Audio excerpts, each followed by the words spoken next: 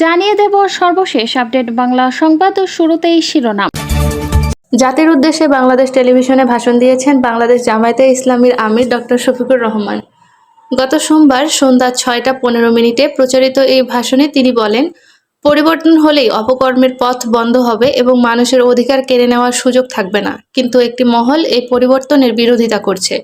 ভাষণের শুরুতে ডক্টর শফিকুর রহমান জুলাইয়ে শহীদদের রুহের মাগফিরত কামনা করেন এবং মহান মুক্তিযুদ্ধের শহীদদের গভীর শ্রদ্ধার সঙ্গে স্মরণ করেন। তিনি বলেন, জুলাই হয়েছিল একটি বৈষম্যহীন বাংলাদেশ এবং ফ্যাসিবাদী রাজনৈতিক ধারার পরিবর্তনের দাবিতে।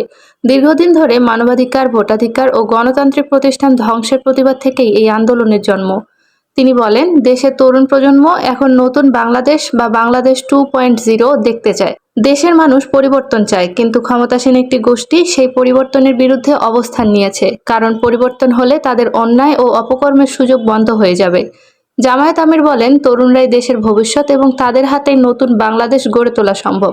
তিনি তরুণদের সাহস, মেধা, প্রযুক্তি জ্ঞান ও নেতৃত্বের সক্ষমতার প্রশংসা করেন এবং জুলাইয়ের মতো কাঁধে কাঁধ মিলিয়ে দেশ গড়ার আহ্বান জানান। ভাষণে রাষ্ট্র সংস্কারের ওপর গুরুত্ব দিয়ে তিনি বলেন, জুলাই বিপ্লব পরবর্তী সরকার কিছু সংস্কার উদ্যোগ নিলেও অনেক সংস্কার অসম্পূর্ণ রয়ে গেছে।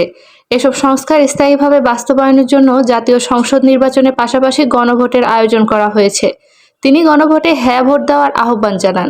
ডক্টর শফিকুর রহমান বলেন, জামায়াতে ইসলামী ক্ষমতায় গেলে সততা, ইনসাফ, সুশাসন ও জবাবদিহিতার ভিত্তিতে রাষ্ট্র পরিচালনা করা হবে। দুর্নীতি, স্বজনপ্রীতি, চাঁদাবাজি ও ফ্যাসিবাদের বিরুদ্ধে স্পষ্ট অবস্থানের কথা পুনর্ব্যক্ত করেন তিনি। নারীদের প্রসঙ্গে তিনি বলেন, নারীর মর্যাদা ও নিরাপত্তা নিশ্চিত না হলে সমাজ কখনো উন্নত হতে পারবে না।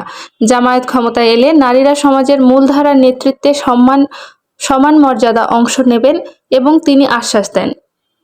ধর্মীয় সংখ্যালঘুদের অধিকার প্রসঙ্গে তিনি বলেন, বাংলাদেশ মুসলমান, হিন্দু, বৌদ্ধ ও খ্রিস্টান সবার দেশ। কোনো ধর্মীয় পরিচয়ের কারণে কাউকে নির্যাতনের সুযোগ দেওয়া হবে না। একই সঙ্গে তিনি তাবলিগ জামাত সহ বিভিন্ন ধর্মীয় গোষ্ঠীর অধিকার ও নিরাপত্তা নিশ্চিত করার প্রতিশ্রুতি দেন।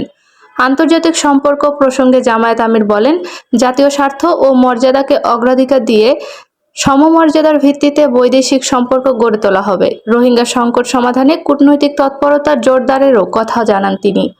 ভাষণের শেষাংশে ডক্টর শফিকুর রহমান আগামী 12 ফেব্রুয়ারির অনুষ্ঠিতব্য জাতীয় সংসদ নির্বাচনে জামায়াতে ইসলামী ও 11 দলীয় জোটের প্রার্থীদের ভোট দেওয়ার আহ্বান জানান।